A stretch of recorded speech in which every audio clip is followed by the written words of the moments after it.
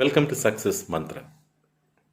Today we will talk about the importance of right hiring, the methods, do's and don'ts of hiring. If you make the wrong hiring, then you will be facing the impact of wrong hiring. It is not just lack of productivity, it is not just negativity the employees create in the team, it is something beyond.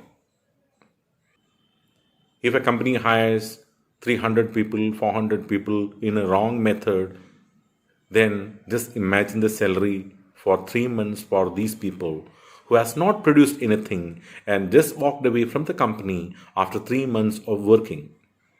This loss of revenue is called bleeding. And the aftermath of this wrong hiring will continue to be there. The negativity the employee have created among the team is going to be there for a longer time than you even imagine. And this may affect the future hiring. Why? Because the future candidates are going to ask for feedback from these candidates who work there with you. And you know what is going to happen.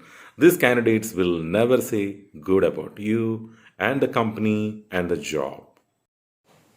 So, to make the right hiring, let us revisit the principles and methods of right hiring. Why you actually want to hire? To solve the problems and challenges in the market which the company is facing. So you want the proper candidate who has the ability, attitude, and process, which is called creativity. So people are hired for their creativity, which is defined as AAP. AAP is nothing but attitude, ability, and process. So you should be asking such questions to find out the ability, attitude, and the process. Most of the people forget to ask right question, which can also reveal their process. We can categorize the interviews we make into two. One is spontaneous, which most of the people do. The other one is structured interview. Structured interview is the actual professional process of interviewing people, which will help you to understand the candidate better, his capabilities. If you ask most of the people, what's the problem in hiring? They would tell you, we are not getting the right candidate. Where will you get the right candidate? It is from handpicking, from your observation calls.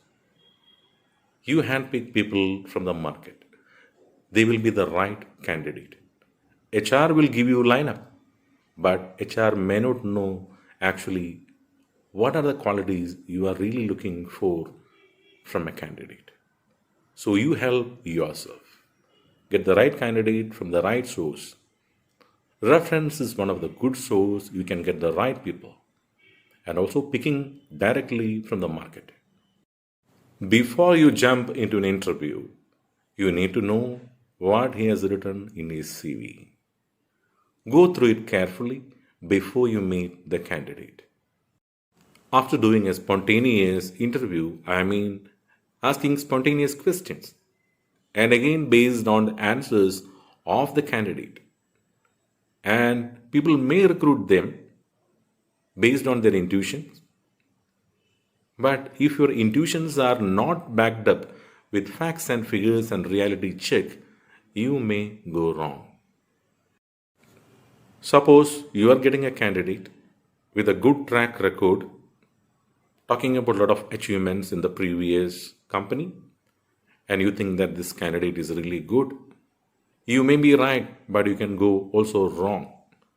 If you are not asking about the process, how he has achieved this. Because if his process is not right as per the industry standards, he will not be able to reproduce the same kind of results in your organization. People can make good business, good productivity by hook and crook also. And you should be able to identify what was behind his success, how he has achieved. Many people forget to ask this question. Take out every achievement he has mentioned in the CV and ask specifically how he has achieved this. That'll give you a clear idea about the candidate's ethics. If you select a candidate without ethics and manipulate it, that is going to ruin your organization. That is going to make loss for your organization. So take the candidate with the right ethics. You can specifically ask, what were the difficulties you faced in building your brand and selling your products, so on and so forth. So the candidate should be able to tell you this is how he has done it. You can ask specifically, run through a situation where you could turn around to a better productivity and better success while you are facing difficulty. If he is able to explain properly, then he is the father of that success. Otherwise, it could be because of who can crook or just manipulated figures.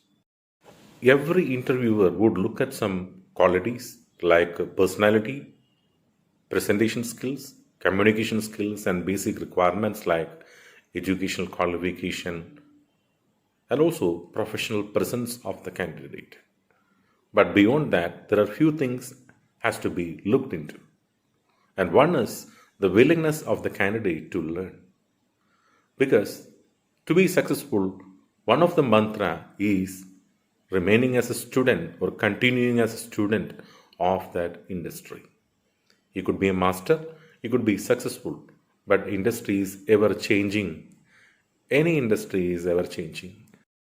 So if he continues as a student of that industry, the success will be better and he can adapt to any given situation. He also will continue with the same attitude of learning more for better. You can ask few questions to know whether he is willing to learn and he is a student of that industry. You can ask him what is the latest trend of this industry and what do you think the future of this industry, which will give a clarity about his interest in that industry as well as his willingness to learn. Success comes to those who can see the opportunity in any problem or difficulty.